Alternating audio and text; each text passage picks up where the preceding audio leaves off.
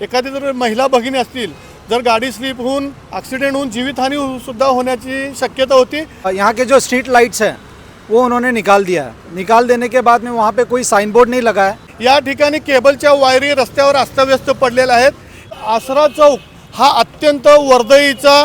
पण एरवी म्हणतो सरकार काही करत नाही, सरकार काही करत, पण आता थोडं विकास व्हायला तर सहन करायला काय अडचण आहे? वर्दळीचा विचार न करता, इथे कोणताच कर्मचारी उपलब्ध न करता अचानकपणे।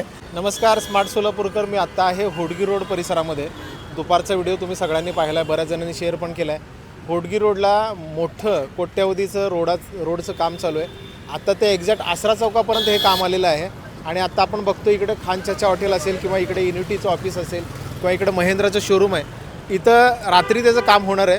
पण या रोडला जे काम चालू आहे त्याच्यामुळं सर्वसामान्य नागरिकांना त्रास होतो आहे, गाड्या घेऊन जायला त्रास होतो आहे, कारण रस्ता खोदून ठेवला आहे, रोडचे स्ट्रीट लाईट काढून टाकलेले आहेत। नेमकं लोकांचं काय म्हणणं आहे, नेमकं काय त्रास होतो आहे आता आपण जाणून घेणार आहोत। सामाजिक कार्यकर्ते शामराव आत्ता आपल्यासोबत आहेत, नेमकं काय त्रास व्हायला लागला? होडगी रोडवरील महिला हॉस्पिटल ते बहुतेक आहेरवाडीपर्यंत सिमेंटच्या रस्त्याचं काम सुरू आहे। अनेक वर्षापासून हे काम सुरू आहे।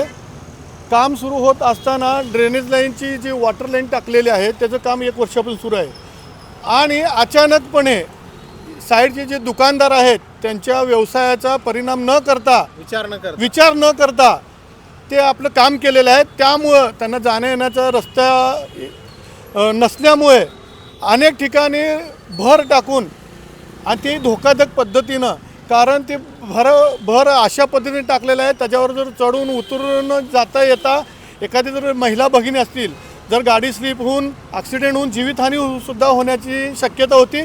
पण या कोणी कंस्ट्रक्शन करणारा कॉन्ट्रॅक्टर जे आहे त्यांनी यापूर्वीच पूर्ण नियोजन करणं आवश्यक होतं।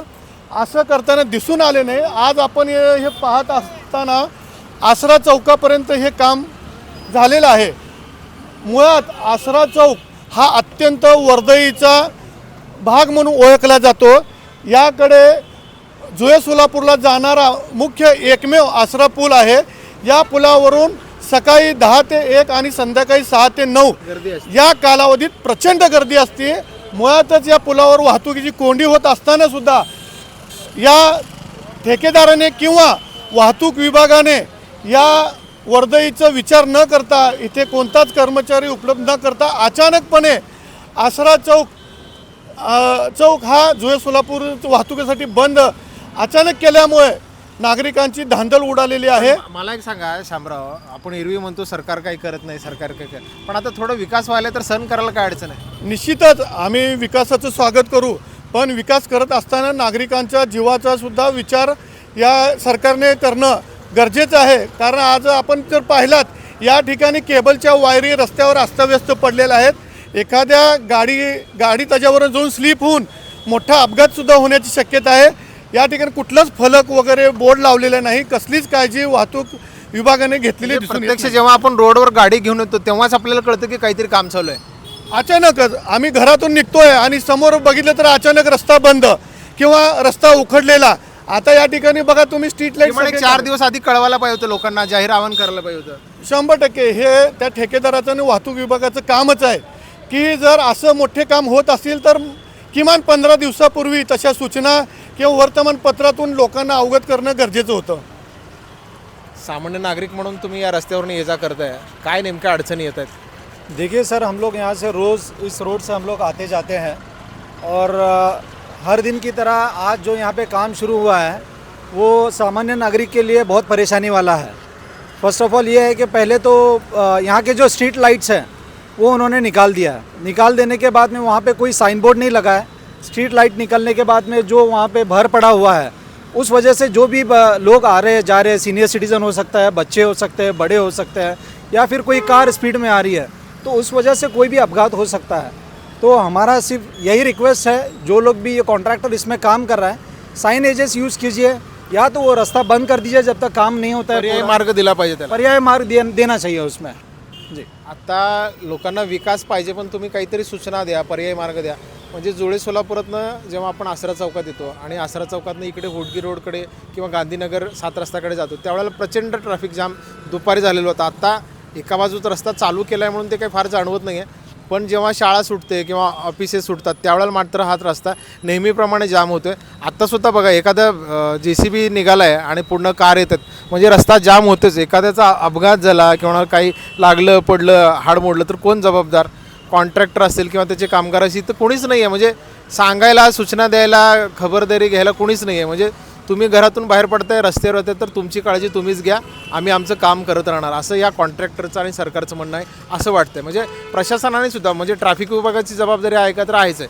तुम्ही महापालिकेशी कॉर्डिनेट करा आणि लोकांना सांगा की बाबा हा रस्ता बंद केला आहे किंवा दुपारी 4 ते 5 किंवा संध्याकाळी 6 ते 9 हा रस्ता बंद असला हे कळवा आधी लोकांना. त्यामुळे लोक पर्यायी मार्गाचा विचार करतील. कुठल्याही प्रकारचा विचार न करता तुम्ही डायरेक्ट कामाला सुरुवात करता आणि लोकांना त्रास देता हे कुठेतरी थांबलं पाहिजे आणि लोकांच्या जीवाचा विचारसुद्धा लोकांनी प्रशासनाने आणि कॉन्ट्रॅक्टरने केला पाहिजे. महापालिकेच्या माध्यमातून किंवा कॉन्ट्रॅक्टरच्या माध्यमातून जे काम होते त्याला आमचा सोलापूरकरांचा सपोर्ट आहेच आहे. पण तुम्ही थोडंसं नियोजनबद्ध करा. आणि शामराव अजून काय म्हणताय तुम्ही? याचबरोबर हा रस्ता करत असताना आता आपण चेतन फाउंटन समोर उभारलेलो आहोत. या ठिकाणी म्हणा किंवा ते नवोदय पार्क जो आहे सोसायटीतलं पाण्याचा जो प्रचंड पाऊस झाल्यावर मोठा पाऊस झाला तर पाणी वाहून जायला रस्ताच नाही आहे. मग त्याची उपाययोजना त्याचं प्लॅनिंग काय या कॉन्ट्रॅक्टरने किंवा या सरकारी कार्यालयाकडून झालेली आहे का? कारण काय होतं पहिले काम करतात आणि परत जे झालेलं काम परत तोडून मोडून परत ते दुरुस्तीचं काम हाती घेतात. मग याच्यातून आमच्या जनतेचा पैशाचा अपव्यय होत आहे. त्यामुळं कुठलंही काम करताना पुढचं 10 वर्षाचं प्लॅनिंग करून त्यांनी कामं करावेत.